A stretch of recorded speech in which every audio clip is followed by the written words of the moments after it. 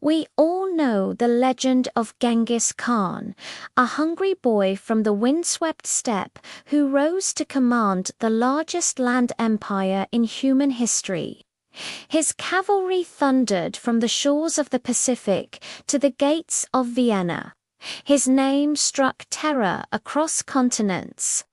To many, he was a military genius, a master strategist who united scattered tribes into an unstoppable storm.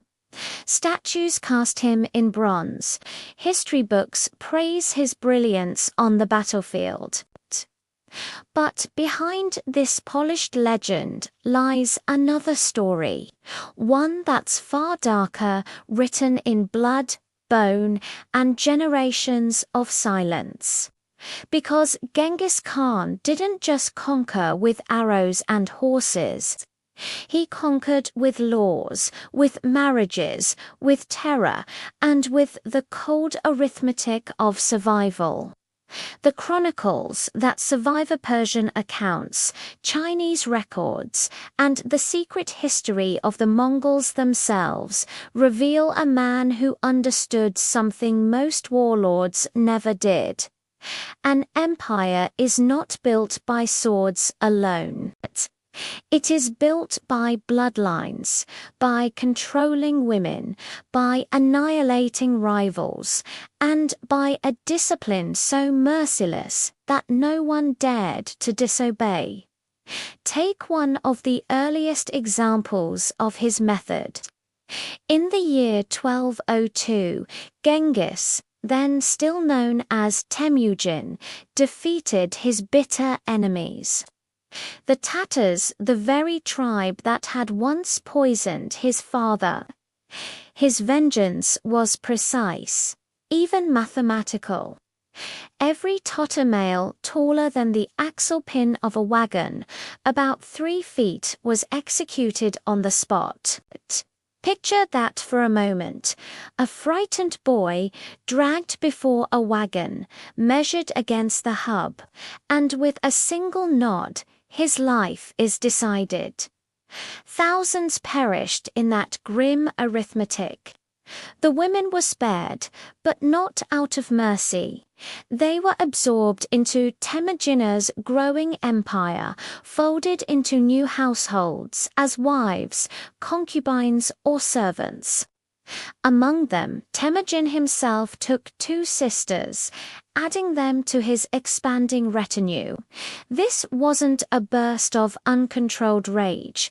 It was the male line of the Tatars was erased, the women absorbed, and the blood of the enemy was turned into the blood of the conqueror. And once this formula proved effective, it was repeated again and again. When the Merkits raided Temujin's camp and stole his wife, he never forgot. Years later, when he annihilated them, their women were also taken, their identities erased, their futures bound to his dynasty. The Carrots, once his allies, suffered the same fate. Their noblewoman, Sorgatani Beki, was married into his own family. Her children Kublai Mungay and Hulagubudd go on to rule vast domains from China to Persia. Each conquest was not just military, but biological. Each marriage, a political act that tied new lands to the empire. But bloodlines alone couldn't hold together an empire that stretched across half the known world. For that, Genghis needed laws so strict and unyielding they cut into every corner of daily life. In 1206, on the banks of the Anan River, Temujin was proclaimed Genghis Khan, ruler of all Mongols. With his new title came a hidden code, the Yassa. Unlike the laws of other kingdoms, it was never written for all to see. It was secret, known only to the Khan and his closest princes. Yet its shadow touched everyone, from the lowest herder to the mightiest general. The Yassa demanded absolute loyalty, discipline, and order. Adultery, no matter who committed it, meant death. Two unmarried lovers caught together faced the same fate. To even approach another man's wife was to forfeit your life. Even the smallest acts carried mortal risk. Drop something on the march and ignore it. Death. Relieve yourself in a river. Death. Wash clothes in running water. Death. The rules were brutal, but they kept the Mongol war machine alive. Polluted streams could destroy an army faster than any enemy. Carelessness could doom thousands. So punishment was swift, public, and final. This web of fear bound the Mongols tighter than chains. It created soldiers who obeyed instantly, families that dared not betray, and a society where one man's will reached into the most private acts of life. But the empire was not held together by law and war alone. At its heart stood the Ordos, the rolling palaces of Genghis Khan's wives and consorts. His first wife, Bert, had been with him since youth, but victory brought new queens, taken from conquered rulers. Each wife commanded her own court, her own lands, her own wealth, sometimes tens of thousands of livestock.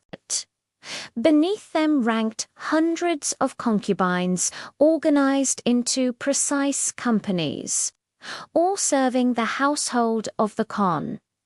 This was no idle harem. It was a machine for producing heirs, advisors, alliances, and loyalty. The Ordos were not just tents. They were traveling capitals, centers of trade, politics, and power. The queens ruled their courts like sovereigns, and their children carried the empire into the future. Through them, the blood of the conquered flowed into the veins of the conquerors.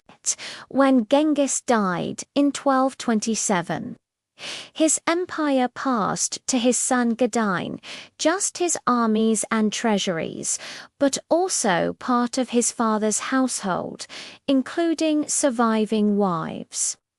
This was the custom of lubberate marriage, an old steppe tradition now raised to an imperial scale. To outsiders, it looked monstrous, a son inheriting his father's widows.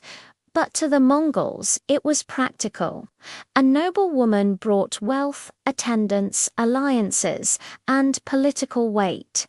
To give her to a stranger would be to let power leak away from the family. So she was kept folded back into the clan, her influence locked inside the bloodline. Even foreign envoys were shocked. The Franciscan friar, John of Plano Carpini, wrote of it with horror. But the Mongols cared little for foreign opinion. For them, this closed circuit of power wives, wealth, blood, and loyalty was the bedrock of empire, and when insult or resistance threatened, terror sealed the rest. The invasion of the Khwarezmian Empire in 1219 began with a single outrage. A Mongol trade mission was killed, their envoys humiliated. Genghis replied with utter devastation. Cities that resisted were not merely defeated, they were erased.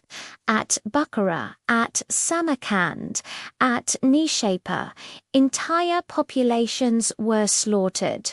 Skilled artisans were taken, women divided among the warriors, children turned into servants. And the rest, the old, the infirm, the simply unlucky, were put to the sword. At Nishapur, the death toll reached legendary proportions. After a Mongol prince was slain by an arrow, his widow demanded a revenge so total that even dogs and cats were killed. Chroniclers wrote of pyramids of skulls, stacked as monuments to terror. Whether the numbers were exaggerated or not, the message was clear. Resist and your city will vanish from the earth. This was conquest not only of land, but of the human spirit. Mass rape, enslavement, exterminations of war, they were deliberate weapons used to crush hope and erase identities. And yet, long after the armies passed and the palaces crumbled, one legacy remained: the blood itself. In 2003, scientists studying DNA discovered a single Y chromosome lineage spread across Asia. It's present in about 8% of men in the former Mongol Empire. That's roughly 16 million men alive today. Traced back 1,000 years, it could belong to only one man and his sons, Genghis Khan. The chronicles are gone. The Yassa has vanished. The Ordos no longer cross the steppe.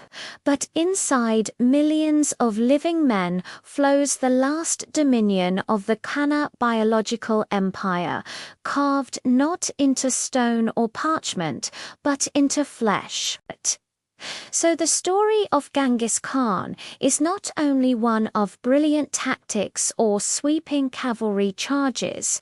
It is the story of bloodlines deliberately shaped, of terror wielded with cold precision, of laws that governed both the battlefield and the bedroom.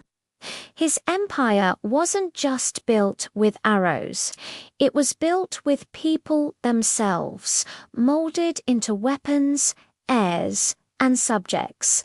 An empire of flesh, bone, and fear. Thanks so much for watching. If you found this dive into the hidden history of the Mongol Empire fascinating, be sure to hit that like button and subscribe for more stories that challenge what you think you know about the past. See you in the next one.